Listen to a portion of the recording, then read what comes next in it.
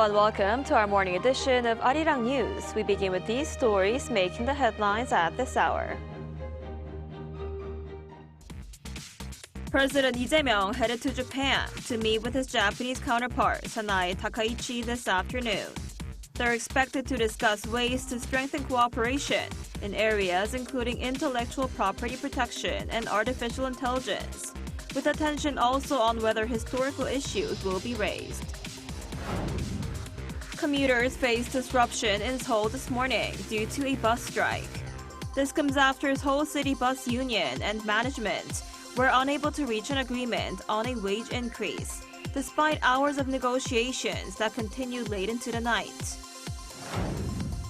As the death toll from protests in Iran continues to rise, U.S. President Donald Trump says Iran is seeking to negotiate with Washington. The White House says that although diplomacy is always the first option, attacking Iran with airstrikes is also on the table. We begin this morning with President Lee Jae-myung's trip to Japan, where he's set to hold talks with Japanese Prime Minister Takaichi this afternoon. South Korea's presidential jet carrying President Lee and First Lady Kim Hae-kyung took off from Seoul Air Base this morning. He is expected to speak to Takaichi on ways to boost bilateral cooperation in areas including intellectual property protection, artificial intelligence, people-to-people exchanges, and efforts to combat scam crimes. This will mark their second summit following their first talks in Gyeongju ahead of the APEC leaders meeting last October. The summit will be followed by a joint press briefing and a dinner hosted by Prime Minister Takaichi. So the leaders of South Korea and Japan will meet this afternoon. Now, for more on what to expect from the meeting, we're joined today by Robert Kelly, Professor of International Relations at Busan National University. Professor Kelly, thanks for joining us this morning. Hi, thanks for having me. So a lot of attention is on whether historic issues like the Chose coal mine will be on the agenda in today's meeting. How might the Lee administration's approach to historical issues differ from that of the former Yoon administration?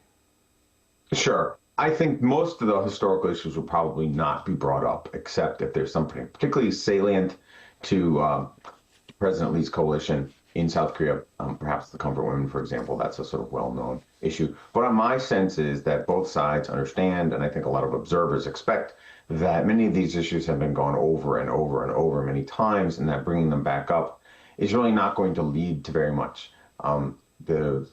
These issues have been debated between Korea now going on 35 years, and there's just not been a great deal of progress. And in an era where China's sort of behavior is becoming more difficult in the region, say regarding Taiwan, where the Americans are increasingly unreliable under Donald Trump, my own guess is that even if President Lee's coalition inside Korea would like these issues discussed, my sense is the strategic pressures will probably encourage the Koreans not to bring them up. And of course, the Japanese don't really want to talk about them at all. So my guess is the historical issues will be sidelined in the interest of some bland communique where, we're working on these things and we hope the historians can work it out. But I would be really surprised if there's any kind of meaningful discussions or big in-depth discussion of it, much less any kind of breakthrough. And as you said, in part, that's because of the way these things have been handled in the past by previous administrations. The Yoon government, I think, was willing to kind of look the other way. But of course, the previous presidency, Moon Jae-in, right? Moon Jae-in, this became a huge issue, right? And the relationship really cratered for a while. And so my guess is that President Lee would like to avoid that. I see. And what about security matters? How do you expect the talks to unfold on security issues? Yeah, this is really tricky because the Chinese, of course, were just talking to President Lee last week and saying, don't get too close to the Americans and Japanese, right? I mean, that's sort of what the Chinese have been telling the South Koreans for years, right? That South Korea can avoid a sort of hegemonic clash between America and China if it kind of keeps quiet and kind of stays out of the way. And I think there's a certain amount of appeal to that, particularly in President Lee's coalition. There's kind of a desire to avoid getting swept up into this larger conflict between the Americans and the Chinese and Japanese, of course, be in the American camp.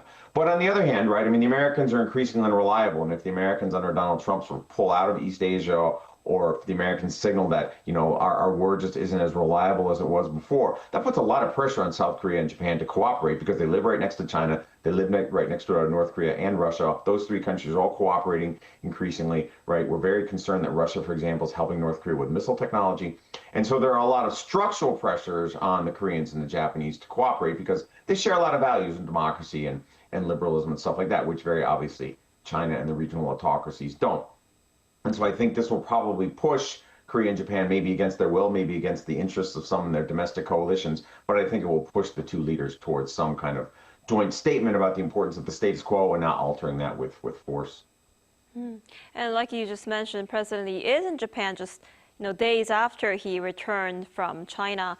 With tensions rising between Beijing and Tokyo, how should South Korea sort of balance relations with these two countries? Well, the short-term answer, I think, is what you're kind of seeing from the Lee administration, which is that kind of keeping their head down, right? I think President Lee just said a couple days ago on Twitter or something like that, right, that South Korea has no permanent friends and enemies, has permanent interests, and we're sort of pursuing the national interest regardless of with whom we interact. And that'll work in the short term, particularly to keep the Chinese happy. But in the long term, I would argue that South Korea is actually threatened by a rise by autocratic China to dominance in the region. Japan really wants to block that. I would argue that's also in South Korea's interest. I realize that's an issue of debate inside South Korea, but I would argue that it's in South Korea's interest not to have a hegemonic China on its doorstep. And so ultimately that means that South Korea and Japan probably have to work together to block that outcome. And that's something that I think the South Koreans are trying to dance around because, South Korea exports a great deal to China. But, the more the Chinese push on the region, particularly if they move on Taiwan, the harder it's going to be for South Korea to avoid this question, right? And I think that I would argue that this is probably the big grand strategy for South Korea in the next 2 decades, right? How is it going to respond to rising Chinese power? And I just don't know where South Korea will come down on that. I see. And analysts say that today's summit could be a key moment for regional ties amid U.S.-China rivalry. What's your take on this, and how do you see trilateral cooperation between the United States, Japan, and South Korea developing throughout this year? Yeah, the second question I think is a little bit easier. I think trilateral cooperation, which I would argue is a good thing, will be undermined by the unreliability of the United States as a partner.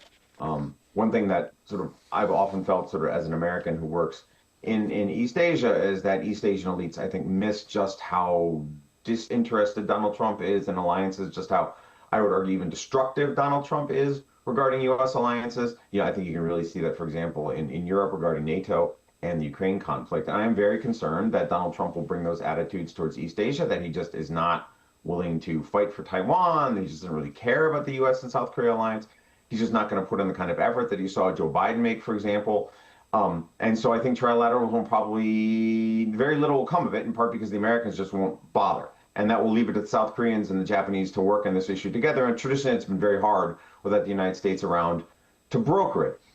The only sort of upside, I suppose, the only thing sort of pushing in the other direction is that the more China comes to dominate the entire regional security discussion in East Asia, the more Korea and Japan are going to face really powerful pressures to work together.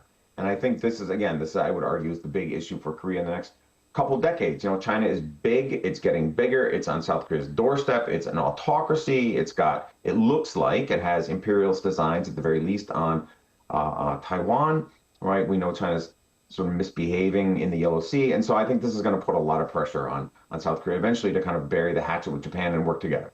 It's going to take a while to get there, but I think that's where China is pushing the two of them. I see. All right, Professor Kelly, thank you so much for your time and insight today. We appreciate it. Thank you for having me.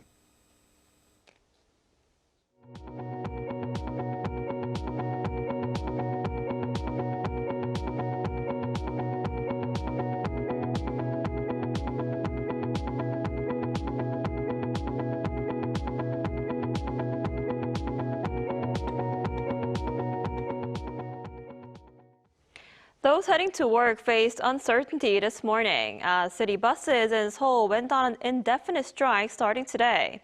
The disruption comes after talks between the Seoul City Bus Union and management over a wage increase ended without an agreement. Our Park Won-woo has the latest.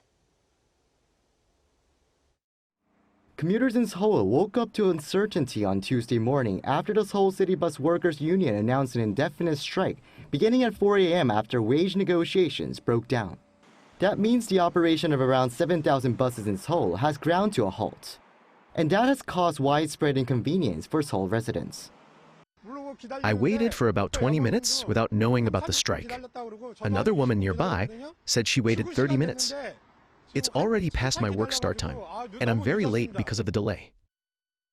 The strike comes after the union and management failed to reach a consensus after over 10 hours of marathon talks on a wage and collective bargaining agreement on Monday at the Seoul Regional Labor Relations Commission. The main point of contention is that management at Seoul City Bus wants to revise the current wage system by including bonuses into base pay rather than recognizing them as part of ordinary wages to keep labor costs manageable while offering a wage increase of over 10%. The bonus pay issue has been ongoing since 2024 after the Supreme Court ruled that bonuses should be included as part of ordinary wages. That was countered by the union asking that the bonus issue be excluded from the talks, while demanding a 3% raise and also calling for an extension of the retirement age to 65. Management said accepting the proposal could lead to an effective wage increase of around 20% if the bonuses are recognized as ordinary wages, arguing it was unacceptable. Mediators suggested resolving the bonus issue through legal channels and proposed an interim wage increase of 0.5%, which the union rejected. We saw no sincere effort from either Seoul City or management. That left us no choice but to strike that we're unable to expect how long it will continue. We're very frustrated that negotiations collapsed despite our proposal that we believe exceeded the standards set by other local governments. As the strike continues, Seoul City has rolled out emergency measures, including expanded subway services and free shuttle buses connecting subway stations. The city said it will make every effort to minimize inconvenience for residents, while also urging the union to consider the public and return to work as soon as possible. Park Eun-woo, Arirang News. North Korea has called on South Korea to clarify an alleged drone intrusion into its airspace. Pundits here believe the drones that the regime claims came from South Korea were civilian crafts. Our defense correspondent Kim Bo-kyung reports. Aside from the defense ministry's claims that South Korean drone infiltrations were not a military operation, experts say a civilian drone was likely involved after considering the pictures released by the North. The drone reportedly matches the Skywalker Titan 2160 model, commonly used by ordinary people that can be purchased through overseas platforms. They used regular commercial parts, not military ones. The design is very vulnerable to jamming or other means of bringing drones down. It's not military equipment at all, just for civilian use. In fact, it's almost the same as models that anyone can easily order from Chinese online shopping sites. Pyongyang claimed South Korean drone infiltrations were first made in September last year and then in January. Another expert says we need to note the timing of the regime having brought up the issue, right after the EC summit to show that the regime is against China playing a role to ease the tensions, and just before the 9th Party Congress to strengthen internal unity. Since South Korea is asking China to become a mediator, North Korea may be hinting that it does not want to respond or cooperate. Also, domestically, North Korea prefers tension between the two Koreas to support its view that they are hostile states, rather than trying to improve relations. With the North Korean leader's sister Kim Yo-jong having warned that South Korean authorities must provide a clear explanation, the possibility of talks between the two Koreas is very unlikely, the expert added. When a message like this is released through Kim Yo-jong, it's less about creating a positive turning point and more about neutralizing South Korea's peace efforts. With Seoul's aim to come up with momentum to resume dialogue with Pyongyang before Trump visits China in April, eyes are on how the North will respond to the South's investigation results that will come out in the future.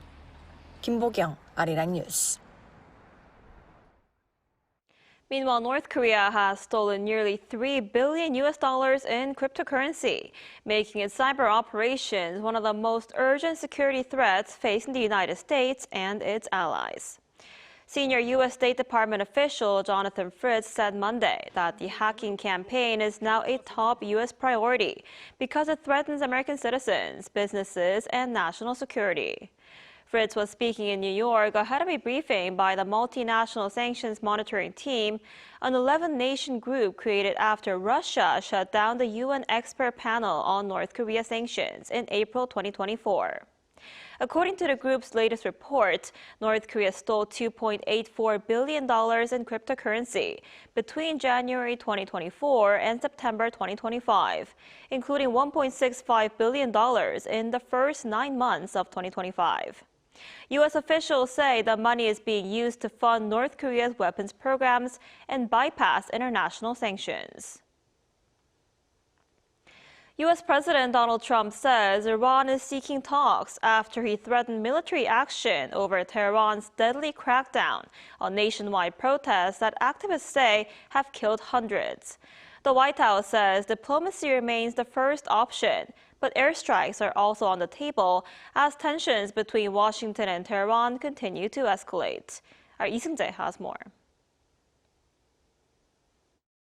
U.S. President Donald Trump says Iran is seeking negotiations with Washington after he warned of possible military strikes over Tehran's violent crackdown on nationwide protests that activists say have killed at least 599 people.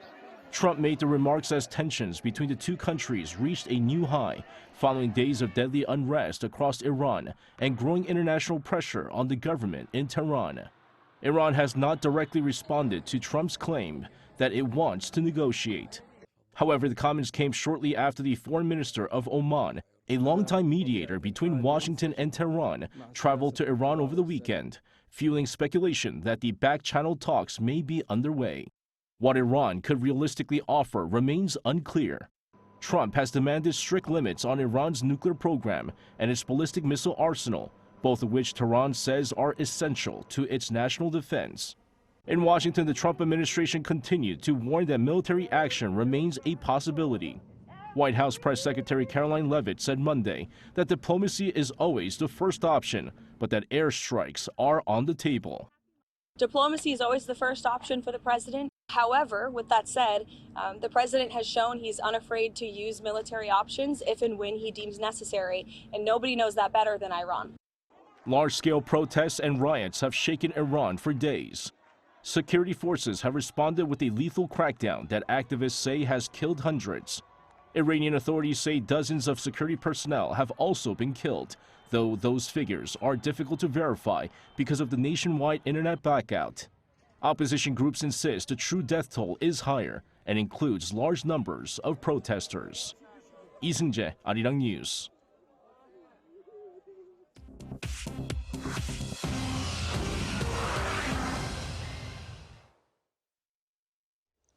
Good morning, I'm Chu Ji-hyun, and this is The World Now. The Trump administration has opened a criminal probe into Federal Reserve Chair Jerome Powell in an explosive clash between the White House and the United States Central Bank. Powell disclosed that the Justice Department on Sunday served the Federal Reserve with grand jury subpoenas last week, threatening criminal indictments over comments he made to Congress about cost overruns tied to a $2.5 billion renovation of the Fed's Washington headquarters. Powell pushed back publicly, calling the probe a pretext to strip the Fed of its independence and force interest rate cuts. The move drew swift condemnation from former Fed chairs, global central bankers, and senior Republicans, including Senate Banking Committee members, who warned the probe risks undermining the independence of the world's most influential central bank. Republican Senator Tom Tillis has already vowed to block any future Fed nominees until the administration resolves this legal assault. Financial markets reacted immediately. Long-term U.S. Treasury yields rose, gold hit a record high, and the dollar weakened as investors weighed the consequences of a politicized Federal Reserve. President Donald Trump will meet Venezuelan opposition leader and Nobel Peace Prize winner Maria Corina Machado at the White House. The meeting set for Thursday comes weeks after U.S. forces seized President Nicolas Maduro in Caracas. Trump has so far declined to endorse Machado as Venezuela's new leader, despite her coalition claiming victory in the country's disputed 2024 election. Instead, the U.S. has said interim presidency Delcy Rodriguez has been cooperative with Washington. Machado says her movement should lead Venezuela, rejecting former Vice President Rodriguez as a key figure in past repression. Trump has sent mixed signals questioning Machado's domestic support and respect, but agreeing to meet her days after she offered to dedicate her Nobel Prize to him. A Swiss court on Monday ordered 3 months of pretrial detention for a bar manager following a deadly New Year's Eve nightclub fire that killed 40 people and injured 116 others. The court held the manager of the La Constellation bar in Crans, Montana, citing flight risk as prosecutors pursue charges including involuntary homicide and involuntary bodily harm. Investigators say decorative candles ignited ceiling soundproofing materials, while authorities found fire safety inspections had not been carried out since 2019. Swiss officials have launched a criminal investigation into the bar's owners, elevating a tragedy from an accident to a potential case of criminal liability. Toy maker Mattel released on Monday its first ever autistic Barbie to promote diversity and neurodivergent representation. Mattel developed the doll over more than 18 months with the Autistic Self-Advocacy Network, designing features to reflect how some autistic people experience the world, including reduced eye contact, sensory tools, and noise-canceling headphones. The company says the doll aims to improve representation of neurodivergent children, noting autism affects 1 in 31 8-year-olds in the United States, according to the Centers for Disease Control.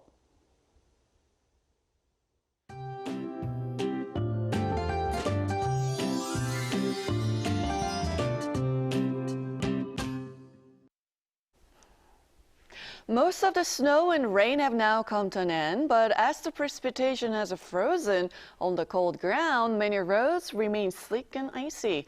Please drive and walk with caution.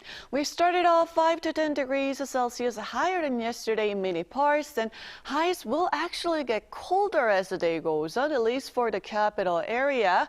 Along with biting winds, then we're waking up to another freezing morning tomorrow. Strong wind advisory remains in place for some of the west coast, the east coast, and Jeju Island.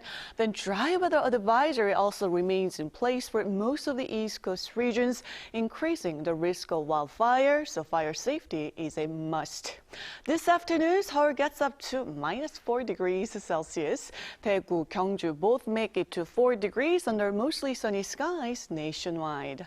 Well, this intense cold snap will ease on Thursday with a chance of wintry mix on the same day.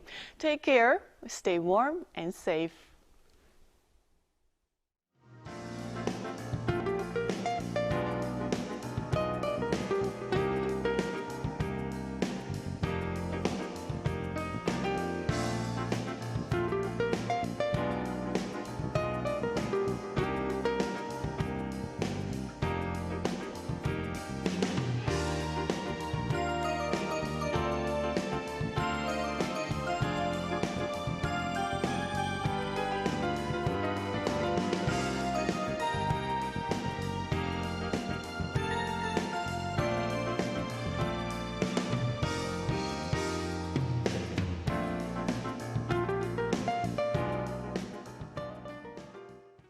That's all we have for this morning. Arirang News will be back at noon Korea time. Thanks for watching.